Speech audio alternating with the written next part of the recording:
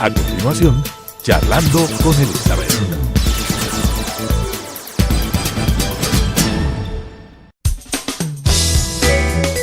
Clasificación A. Apto para todo público.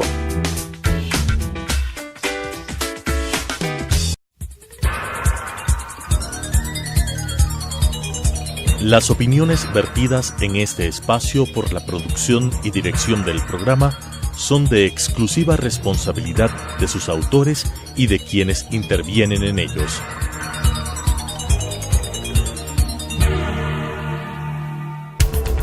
Telesucesos Canal 29 presenta Charlando con Elizabeth.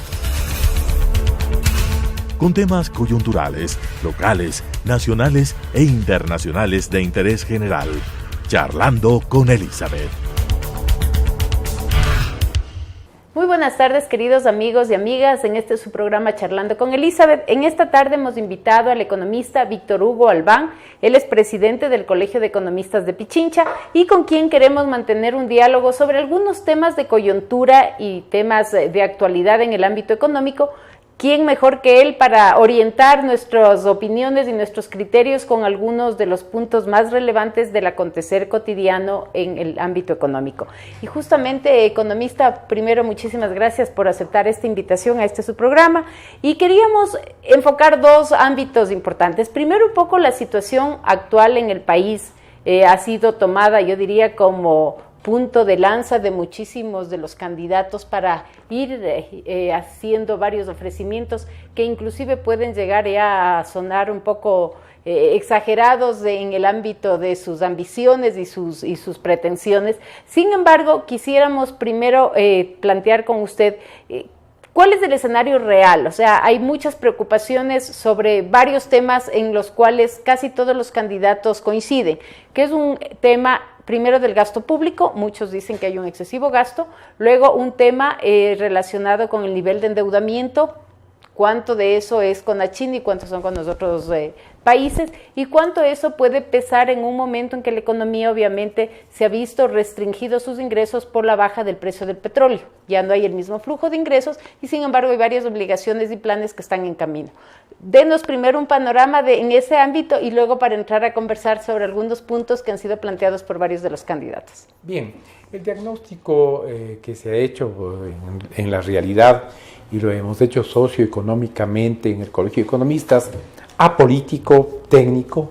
Primero, en el gasto, tenemos nosotros un presupuesto de 25, 30 mil millones de dólares que fue ajustado a realidades del país, ¿no?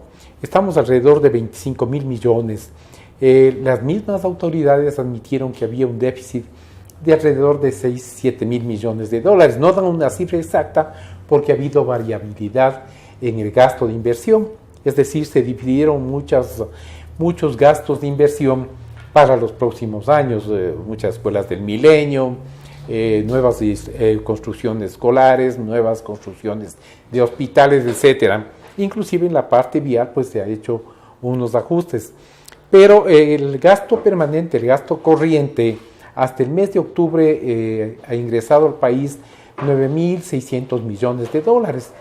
Creemos que los ajustes que está haciendo el SRI con el economista Leonardo Orlando son buenos porque va a aproximarse a unos 13 mil millones. ¿Por qué? Porque está, digamos, un plan agresivo de cobrar a gente que no lo está haciendo por ABC razones. Les digo porque mucha gente ha venido al colegio a pedir un consejo, un asesoramiento de si debe o no pagar. Entonces hemos hecho contactos nosotros con el SRI, inclusive se ha hecho ventajas, se ha dado ventajas que si pues, le presenta un plan de pagos y la gente está recurriendo a ponerse al día en los impuestos, lo que significa que subirá posiblemente a 12 mil, 13 mil millones. El ajuste para abajo en el gasto permanente, gasto corriente, va a ser de alrededor 10-12%, que era lo previsto por las autoridades. Indudablemente creemos nosotros de que, si bien es cierto que el que más preocupa es el gasto permanente, porque es un gasto que se refleja solamente en la administración, digamos, de la del gobierno, no deja de preocuparnos también el gasto de inversión. Se ha invertido, digamos, en lo más necesario, priorizando. Se ha priorizado como es en la salud, en la seguridad y también en la educación. Ha habido también problemas.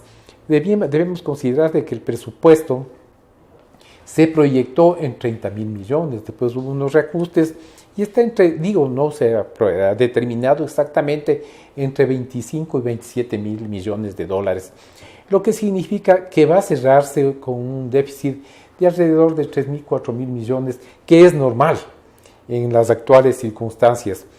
Y también hago notar de que por la coyuntura, por la transición, el mismo presupuesto del 2016 va a ser para el 2017. Esto significa que vamos a tener un presupuesto también bastante desfinanciado, con proyecciones de financiamiento como las anteriores. En cuánto se va a proyectar el barril de petróleo, qué tipo de ingresos va a tener, directos, indirectos, qué tipo de impuestos, etcétera. Sin embargo, eso en cuanto a gasto y a presupuesto. Claro, ahí tal vez una acotación importante. Obviamente, muchísimos de los candidatos han hecho énfasis y no han logrado, digo yo, desvanecer la importancia de la obra pública que este gobierno ha realizado, porque es una cosa que está tangible y que está en beneficio de los ecuatorianos. Sin embargo, el punto que ellos más han criticado, por decirlo de alguna manera, es el tamaño del Estado. Dicen que es un Estado extremadamente grande, que las responsabilidades del Estado deberían estar reducidas y acotadas más a actividades generales que ciertas actividades privadas. Inclusive han nombrado 3, 4 empresas públicas que se han creado para manejar actividades que podrían ser manejadas por sectores privados. Y en ese sentido hay ofrecimientos de reducción del gasto. ¿Qué tan fácil y viable es en un momento determinado, cuando una economía y cuando una institucionalidad está creada en base a ciertas ya lógicas, ¿no es cierto?, hacer reducciones en ese sentido? O sea, ¿cae en el ámbito demagógico o realmente sí será posible?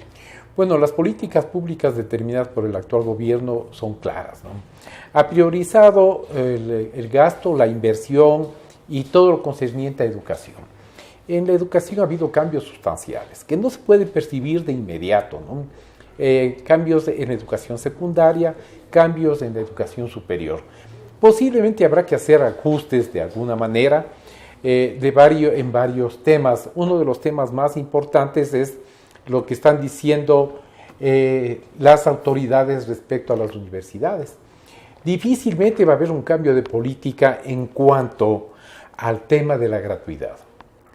Cambiar nuevamente a los esquemas anteriores de que por más universidad pública que sea tenían que pagar matrícula, tenían que pagar transporte, tenían que pagar una gran cantidad que absorbió el Estado. Eso no sé cómo puedan hacerlo y cuál sería la reacción de la comunidad, de la ciudadanía, cuando ya sus hijos están educándose, estudiando. El esfuerzo para que haya un examen de ingreso y se determine cómo orientar a la juventud, también ya la CNESID lo ha dado. Eso en el campo de la educación. En el campo de la salud ha habido una inversión bastante significativa, porque antes era solo salud curativa, hoy en día es salud preventiva. Y eso poca gente sabe porque no entiende lo que es salud. Sin embargo, de eso pues nosotros creemos que la inversión hecha en salud es importante. En seguridad, la seguridad como tal ha tenido un incremento bastante significativo. Antes la gente se quejaba mucho de los robos, los asaltos a los domicilios, a los transeúntes. Hoy en día no es que ha dejado de haber, pero hay una menor cantidad. Entonces todo eso tenemos que tener claro, de que son políticas públicas que difícilmente se pueden cambiar de la noche a la mañana, peor en un tiempo tan pequeño como son 4 años. Nosotros hemos pedido un debate público en el Colegio de Economistas con los medios de comunicación, para que toda la ciudadanía sepa cómo hacer, porque es lindo ofrecer. Se ofrece que vamos a hacer esto, que vamos a cambiar la administración pública, que se ha creado muchas instituciones innecesarias. Nosotros hemos estudiado, habrá 2 o 3 instituciones que tengan que hacer reajustes, pero la mayor parte de instituciones tienen una función directa y ordenada. Pero habrá que ver qué proponen y cómo lo van a hacer. En cuanto al presupuesto en sueldos y salarios de la administración pública, Cierto es que se ha incrementado notablemente, pero hay una retribución sobre todo en la parte energética, ¿no? No se dan cuenta de que la energía antes que importábamos tenía un costo superior al que se tiene hoy día, muy, muy superior. ¿Por qué? Porque tenemos nosotros obras emblemáticas como es el Coca-Cola Sinclair, ¿no? Que por primera vez en la historia del país, un asunto que debió hacerse 20, 25 años atrás, ya es una realidad, ¿no? Y que tenemos que admitir de que era una cosa necesaria e importante. Vamos a hacer un pequeño corte comercial. Siempre el tiempo es nuestro peor enemigo y los temas son tan importantes y tantos temas por tratar que realmente se nos queda corto. Y regresamos después de hacer una pequeña pausa comercial y les invitamos a que sigan con nosotros. Charlando con Elizabeth.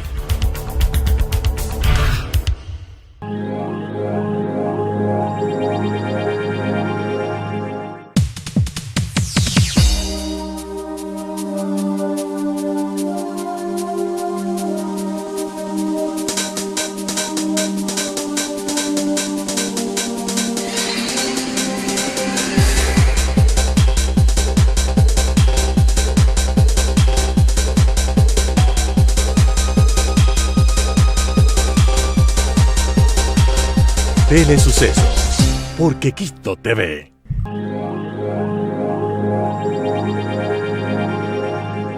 Charlando con Elizabeth. Retomamos esta importante entrevista con el economista Víctor Hugo Albán, presidente del Colegio de Economistas de Pichincha, con quien estamos tratando la coyuntura económica y sobre todo cuáles son las distintas propuestas que varios candidatos para ocupar el sillón de Carondelet están haciendo a este momento y qué tan viables son llevar esas propuestas a la práctica. Y una cosa puntual que escuché justamente la semana pasada, uno de los candidatos hacia la presidencia está ofreciendo una meta concreta que es crear 1 millón de empleos. En los últimos 2 años el tema del desempleo ha sido un tema abordado por casi todas las personas, no solamente candidatos, sino en general la ciudadanía. Es la principal preocupación que este rato embarga a los ciudadanos en los distintos ámbitos del país y obviamente ante una necesidad tan tangible, ¿no es cierto?, empiezan a generarse propuestas que habrá que ver si en el ámbito real son factibles de alcanzar y justamente una de esas es de uno de los candidatos de que hará 1 millón de plazas de trabajo en los próximos 4 años.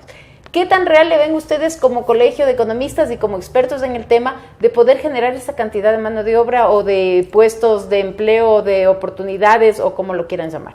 Usted sabe que este rato uno de los problemas más acuciantes del país es la falta de empleo. Hay una cantidad de universidades que sacan profesionales de primer orden que obviamente salen al desempleo los jóvenes.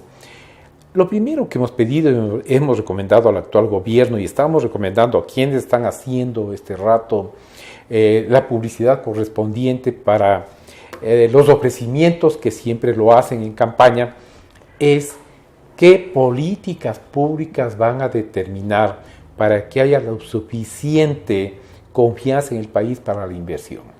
Este rato se ha dado ya un margen importante para costos en la inversión. Hablo de costos porque cuando antes venía un inversor acá, lo primero que preguntaba es si teníamos energía eléctrica. Claro. Le tenemos que contestar, no hay energía eléctrica, es un costo muy importante dentro del aparato productivo, dentro de lo que es inversión, dentro de los costos de inversión. Entonces, ¿qué políticas públicas? Porque es bueno ofrecer, cualquier candidato podría decir, yo puedo ofrecer 1 millón, otro puede decir, como estamos en oferta, 1,5 millones. Entonces, lo que la gente quiere saber y los medios de comunicación ahora en día ¿cómo, es cuándo muy y en qué áreas? O sea, eso es importante. ¿Cómo y qué alternativas tiene? Porque es muy fácil decir, mire, el gobierno actual se vio en la necesidad de crear muchísimos cargos públicos. Habían alrededor de 245,000, este rato ahí bordeando los 700,000, no lo digo yo, lo dijo en una entrevista que tuve la suerte de estar con el asambleísta Fausto Cayambe, en donde realmente él admitía que en esa época, le estoy hablando de unos 3 o 4 meses atrás, estuvimos juntos en un panel y él decía, son 715,000 empleados públicos. Realmente esto, digamos, él admitía, pero también justificaba, si no es un buen empleador el gobierno, ¿dónde va a ir la gente? De todas maneras, a nosotros nos interesa la parte socioeconómica. Al hablar de la parte socioeconómica, estamos hablando fundamentalmente del empleo. Y si nos dicen todos los candidatos, un colega que está de candidato a vicepresidente de uno de los binomios, él ofrece algo más racional, dice 200,000 plazas de trabajo. Pero por otro lado dice que va a retirar una gran cantidad de empleados públicos. Entonces hay una contradicción y nosotros estamos pidiendo a él que también nos aclare. Hay que poner sobre el tapete las concreciones, porque uno puede ofrecer cualquier cifra, pero en realidad ¿cómo lo van a hacer? Creo que lo importante de todos los ecuatorianos es están pidiendo la comunidad y nos está exigiendo a nosotros como Colegio de Economistas que realmente ayudemos a esclarecer, a que aclare la gente, a que aclaren los candidatos cómo es que van a hacer estos milagros, ¿no es cierto?, de crear 1 millón de puestos de trabajo, crear 200,000 puestos de trabajo, por otro lado, cambiar todo el sistema, hacer una reingeniería del Estado a través de achicarle al Estado. Es muy fácil decir, pero del dicho al hecho, solo en el diagnóstico creemos que se demorará más de 1 año. Y de ahí a una realidad, pues, va a ser bastante difícil. Sin embargo, nosotros les deseamos la mejor de las suertes, pero que hablemos de realidades, ¿no?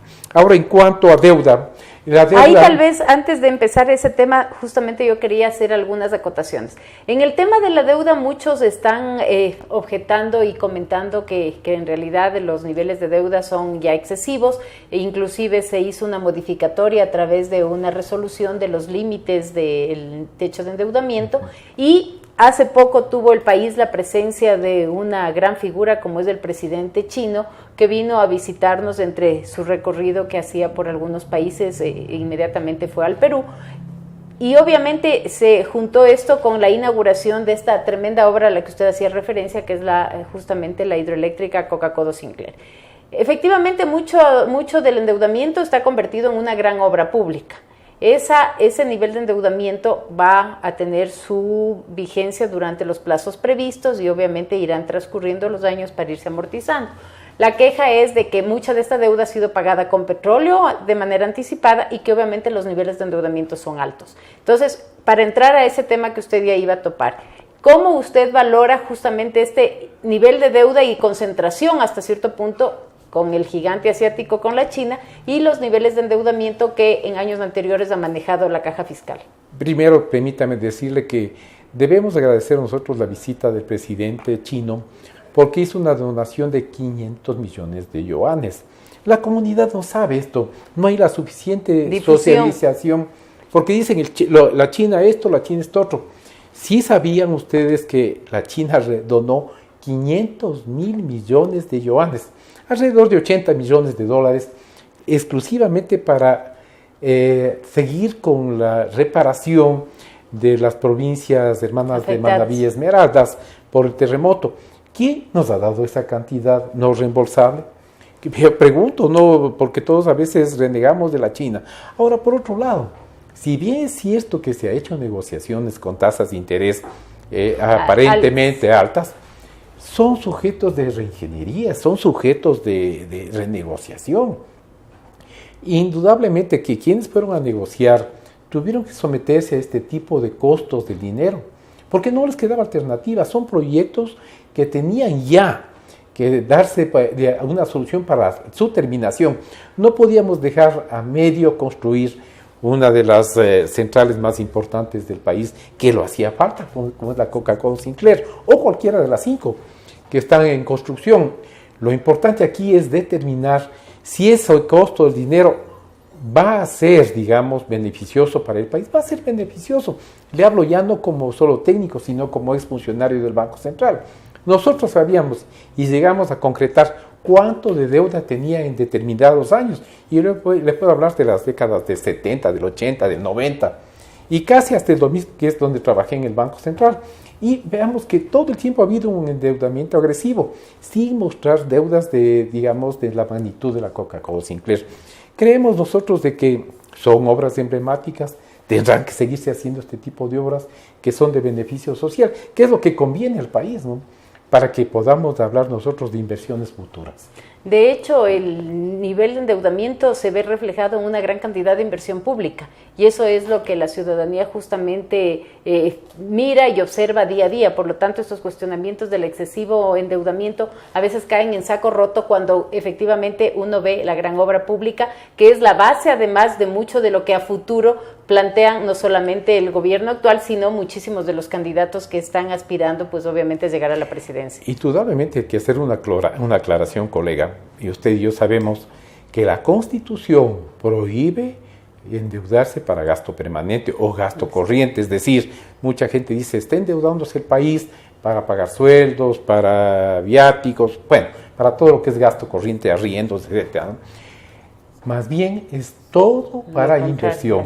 Y yo creo que ningún funcionario público, comenzando desde el primer mandatario, va a correr riesgos en endeudarse para gasto permanente. Habrá que hacer los ajustes, tendrán que cobrar más impuestos o determinar otros mecanismos, como es deshacerse de ciertos activos improductivos para cubrir esos déficits en gasto permanente.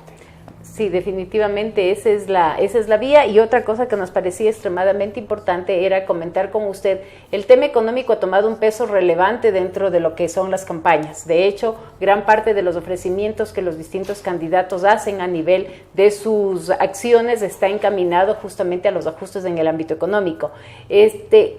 ¿Cuál de todas estas propuestas considera usted que tiene mayor coherencia dentro de las que se han escuchado de las distintas tiendas partidistas?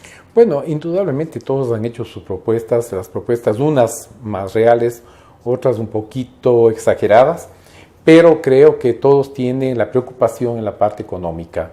La parte económica es la parte motor, digamos, de la gestión administrativa que hará cualquiera de los que opte por ser el presidente de la República el año 2017, pero nosotros recomendamos desde ya a los candidatos en sus diferentes etapas de campaña, hablen de cosas reales.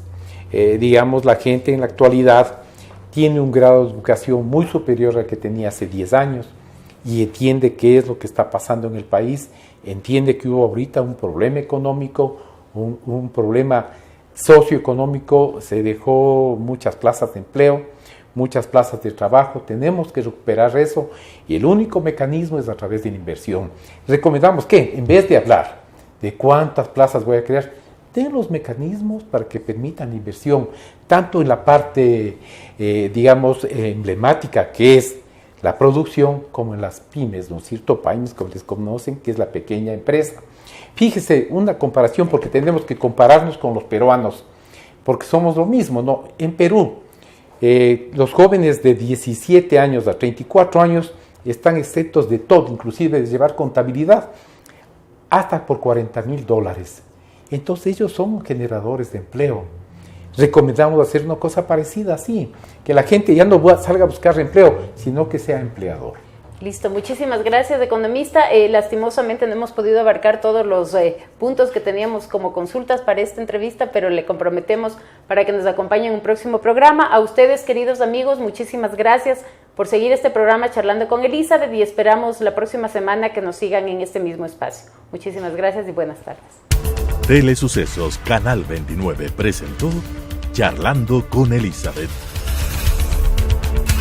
con temas coyunturales, locales, nacionales e internacionales de interés general. Charlando con Elizabeth.